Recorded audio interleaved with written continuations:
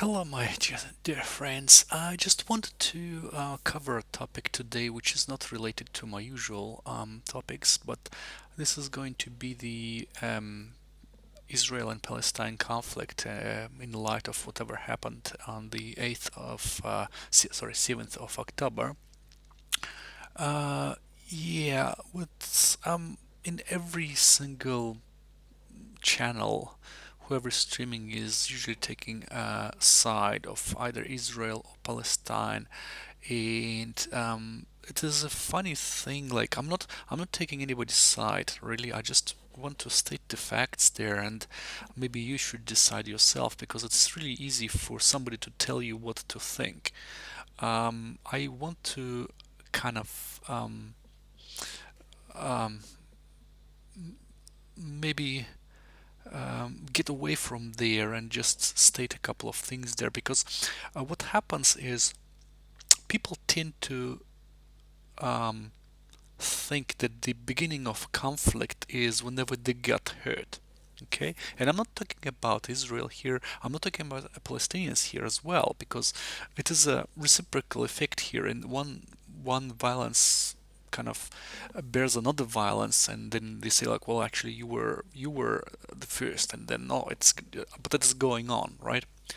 And once you see that conflict that rolls for like 60 years, you start to think it is definitely profitable for both sides to do this way, to go that way. Um, in terms of not profitable, well, even money wise too, but that aside, it is how the governing powers they basically keep themselves at the top all the time. All right. Um, I want to start with. I don't want to go really deeply into the history of this whole thing, but let's just state it this way. If we start the very beginning of known history, there was the Canaan, right, where historically proven that the Jews were living there with two states later on, Israel and Judea, and then Samaria, and then this whole thing was covered by Babylon, Assyrians, right? They got the first temple destroyed. Then the Romans came, and the second temple was destroyed. So basically, from I don't remember exactly the date, but first century. The second temple was destroyed, and Jews were sent to diasporas, like the Galut. Um, um, what happened then? Well, Jews settled in many different countries in Europe, in Africa, in Asia as well. They were basically dispersed everywhere, right? So that's the very beginning. Then Palestine was covered by Ottoman Empire, right? Then this whole place after the war became British mandate, so Brits were ruling there, and then the mandate actually lasted for quite a long time. And after the Second World War, which is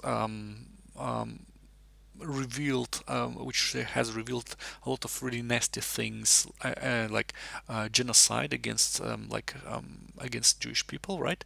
So Hitler performed genocide, and not only against Jews, of course, but against, say, Gypsies and so on. So all the national minorities were actually under the Hitler national law, right? They were to be exterminated.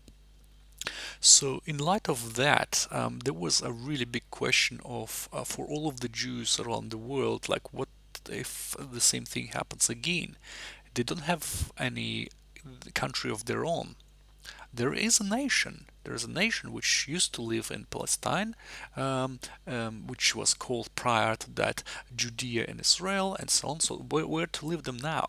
They were dispersed among the countries. So in 1947, if I'm not mistaken, there was the UN resolution 181, I believe, which were there was a commission to create a Jewish state in Palestine. right?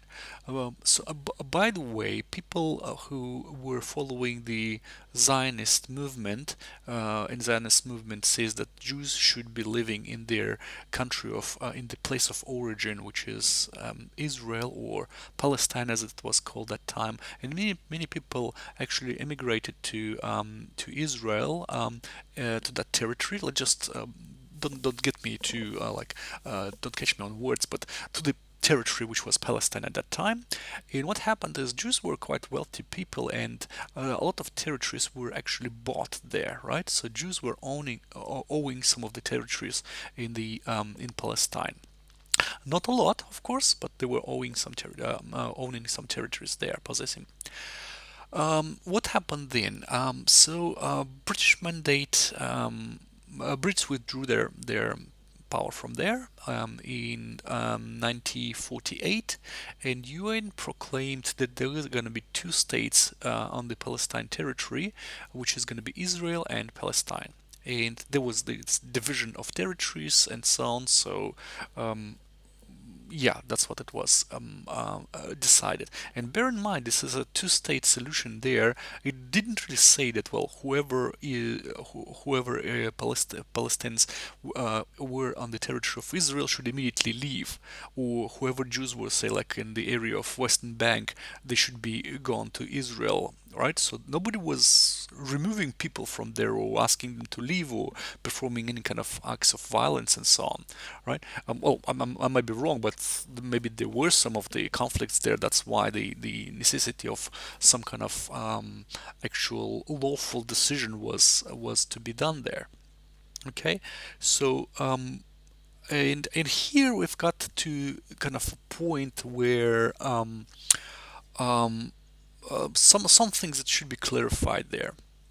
If you get yourself in the shoes of Arab Muslim people that lived in Palestine, uh, you would say like, well, hang on a second. We were living here for quite a lot of time when the it was conquered. I think in the 7th century, right? So nearly well more than 1,000 years we lived here, and suddenly somebody comes and tells us, well, actually it's not your territory anymore, but somebody else's, and there are two states created for Jews to come in here, right? So we are not quite happy about that.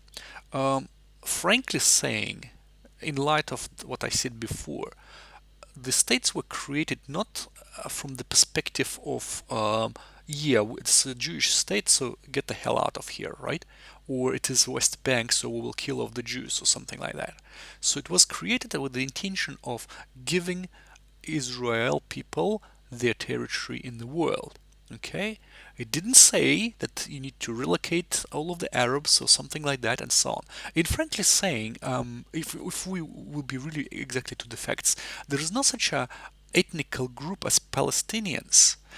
People that lived there were Muslims. They were from different states around Syria, Lebanon, Jordan, Egypt, Saudi Arabia.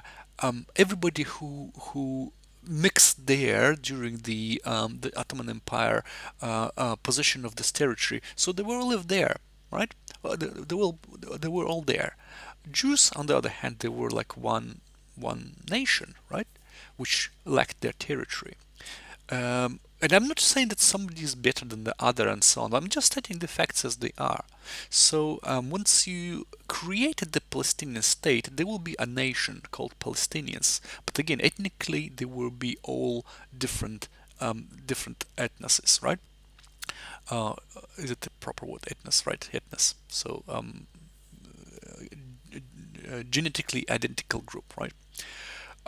Okay. So now people who live there were not really happy that there will be Jews coming in, but technically saying, and there are some complications too. So let's say if somebody declared the state, right? So people who are there would say like, well, actually that's our territory, right?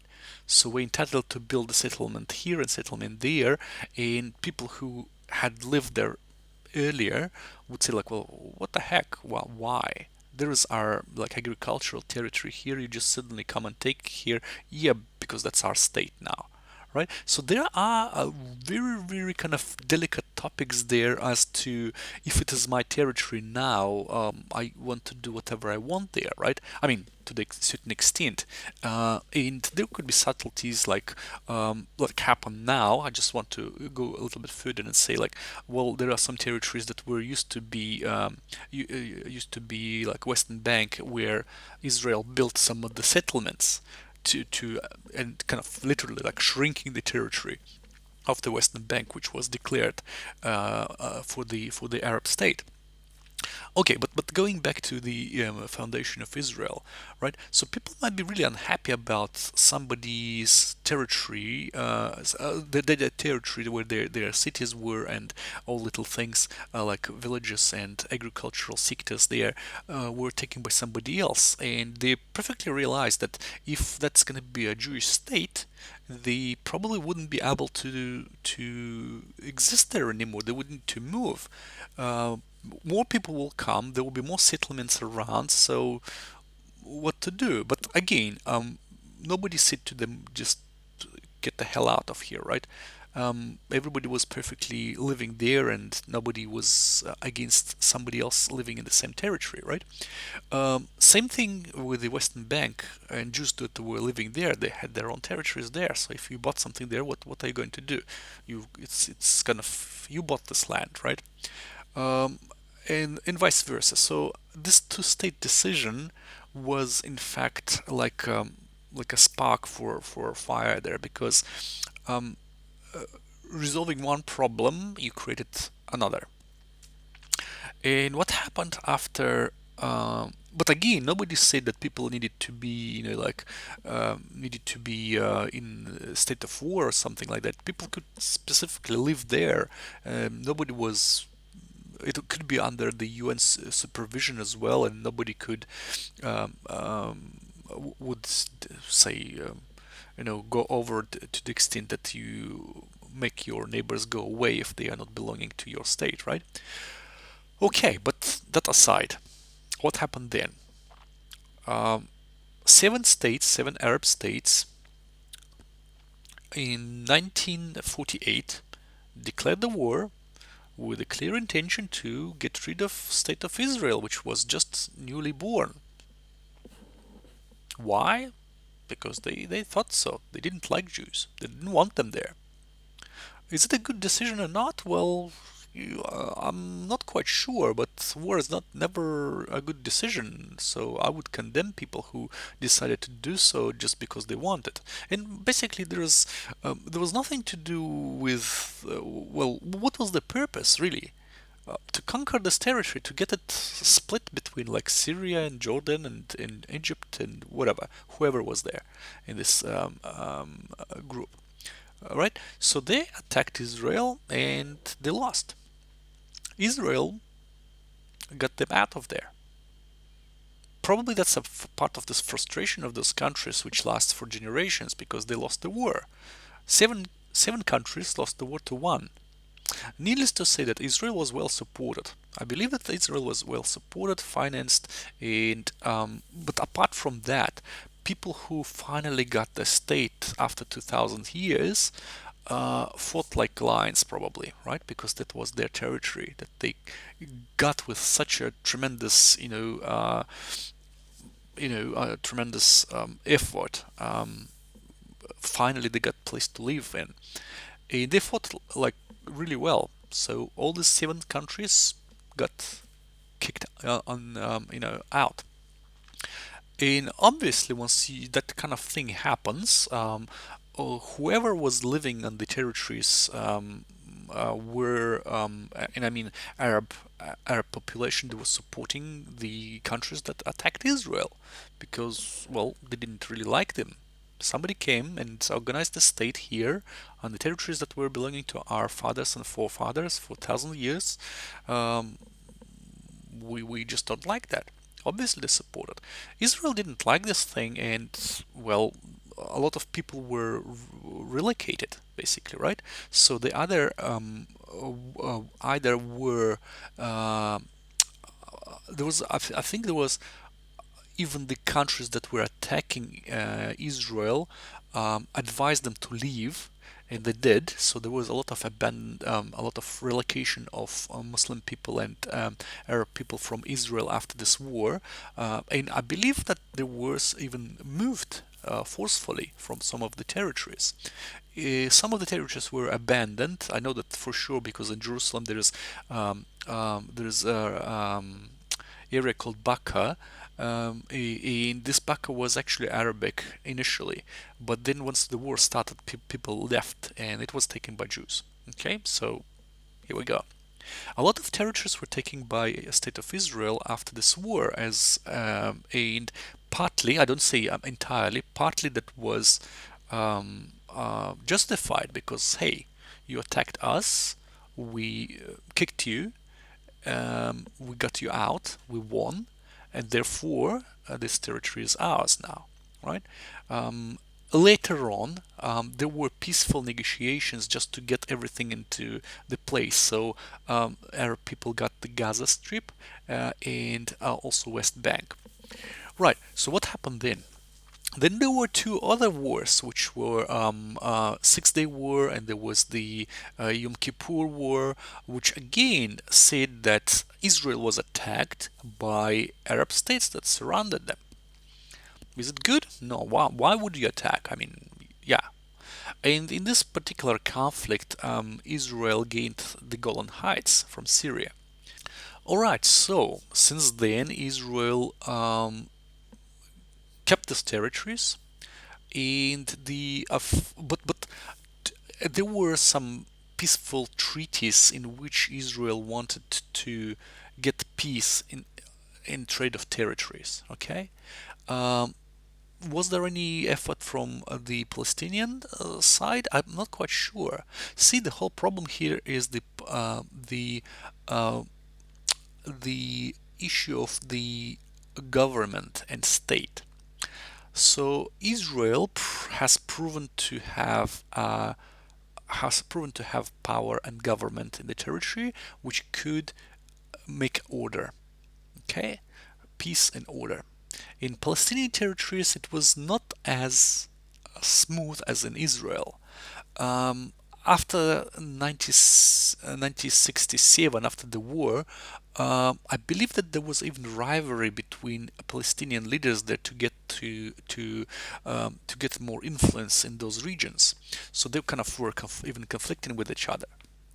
And there was no clear intention of creating their own state to the extent that, yeah, we're an independent state, we are living there, that's all fine. We will get to the peace negotiations or something to get our territories back and so on. Um, I'm not aware of such intention. Okay, later on, is I don't justify Israel because what happened then on the territories that Israel took, there were illegal settlements. So the territories that were supposed to be Arab state, Israel started to plant settlements just to shrink in this territory step by step, trying to push people out of there. Okay, and once we are talking about that particular movement, I personally I don't like that kind of thing. But hey, you won the war, you allegedly want to do whatever you want on your territory, or you newly gained territory. That's what Israeli did, and yeah, it's not justified. Partly because well they won the war, but well since then the war there is a lot of time passed since then, so maybe there could be some peaceful negotiations.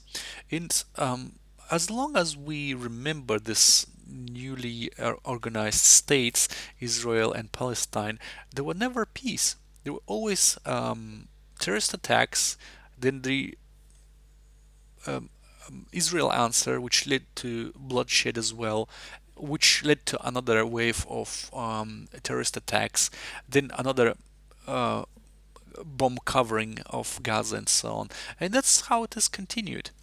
There was a peace negotiations in 1990s, where Itzhak Rabin and Oslo conventions and so on, which tried to negotiate for peace in exchange of territories and recognizing the boundaries and so on, supporting Gaza and so on.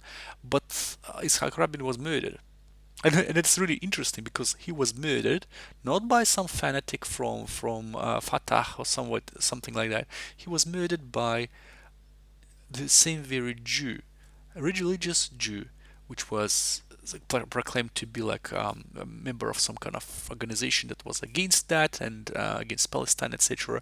But Isaac Rabin died. Shimon Peres was the second one who was in these negotiations, but then since then there was basically no movement. A lot of conflicts there, a lot of taking hostages and so on, and basically it didn't go anywhere. Israel still possesses the territories that were used to be the Arab state, and I believe that Israel quite sincerely would like to trade those territories in return of guarantees of peace. But the problem is that there are no such guarantees. Because now, if everybody says like Israel was attacked by Arab terrorists, but I believe, well, I sincerely believe that it is atrocity which should be condemned. That's not the way how you um, do the peace negotiations. If you are for your nation or you want to return your territories, that's not the way how you start that, right? It's not the way that you are avenging somebody from somewhere there. That's not the way. For sure, it is bad. Now let's just abstract from that and say like, well, actually the roots of that conflict is not it didn't start on the 7th of October. It started way before. Were there any peace negotiations? Of course they were. They were all gone. Either one side said no, either the other side was not agreeing with that. And in most of the cases, like in 2003, when Ariel Sharon, who was the prime minister, who became prime minister, he suddenly wanted to go to Al-Aqsa Mosque to show that some kind of intention, and it started intifada. So it was already on the brink of war, but people lived peacefully there. I mean, Arabs were allowed in Israel to go and like for work and so on. But then another intifada started, and I shouldn't say that, but I mean. I should say that, but I didn't really want that because in this case Israel was like inciting this conflict. Why would you go there? You know that there will be reaction and really a lot of anger from Arab Muslims there. If you go to the mosque that they consider one of the two of the holiest mosques. I think one is the Mecca one is the Al-Aqsa, which is which could be kind of defiled, right? Of course, they couldn't really react to that this way, but hey, they see somebody who tries to get there and who is, as they see that, their worst enemy. So there's a lot of inciting from both sides to this conflict, and sometimes I really think it is profitable for both sides. Like, look now, what happened on the 7th of October. Looks like Benjamin Netanyahu, who had been Israeli prime minister and is it now, well, he had some problems in the parliament. He was what I heard is like he was allegedly um, he was people were saying that, well, he was there was some kind of machinations there, right? All those kind of dirty things that were going in the government, like bribery, etc., corruption, and suddenly there is a war. So the government is always, again, is united. He's leading the nation, and he says we are in a state of war, etc. How convenient, I would say, eh? And look, there were Israel and Saudi Arabia peace negotiations, and now it is all gone. And it is really convenient for other Arab countries like Iran, who supports Hamas and all the terrorist organizations like Hezbollah in Lebanon and Syria. How convenient, I must say, for everybody. Even though there was a lot of bloodshed, but people really want to stay in power and still continue ruling. Uh, I mean, that raises a lot of questions. Where was the Israeli intelligence? How could they miss that kind of attack on of that scale, really? Okay, so look, in this conflict, it is never ending unless there are two sides that are negotiating for peace. And I heard a lot of things like, look, if Israel lays down the arms and say, well, okay, we're not attacking, what is going to happen? Another 7th of October. If Palestinians lay their arms, what will be? Peace. There is a there is a grain of truth in that, right? But I must say that, well, it is well, it's really hard to say that, but like, I don't know. I would personally like to be on the more educated side in this case. And unfortunately, in this case, it is Israel. There are more or less some democracy there, whereas in Gaza, Hamas rules now, right? Which doesn't understand anything. And just face it, the primary goal of Hamas is to wipe off Israel from the map. So how can you deal with somebody whose intention is just to kill you? Right? It's really hard to negotiate. And I think that, well, in this particular situation, currently now, there is absolutely no way that there could be any peace reached, right?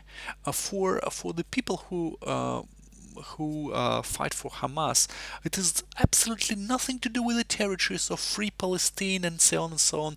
It has absolutely nothing to do with that. Their primary goal is to kill. That's it. There are no peace negotiations. The perfect, if say if I was for my nation, would I go for this kind of attack knowing that the scale of attack would immediately bear some response from Israel, killing maybe twice more people. It is already twice more people died than Israelis in this terrorist attack. Would I do that if I knew that my nation will be suffering? I wouldn't. No. If Unless I want to get all my nation up and try to fight for the freedom. But most of the people didn't really want that. I know that Palestine lives in Gaza Strip. It is really condensed, really populated, a densely populated area, and people live in poverty there and so on. But most of the people, like regular families, they don't want to fight. They just want to live, even in poverty. Just leave me alone. I want to live in peace. When Israel says, like, well, hang on a second, we will do the bombardment, but for your own comfort, we will just say, like, well, evacuate, right? Or we will just drop a bomb, or we'll give you a call for your comfortable bombing. Most of the families don't even have a place to go. Most of the families are held hostages as Hamas. Hamas doesn't allow them to go. Where would they go?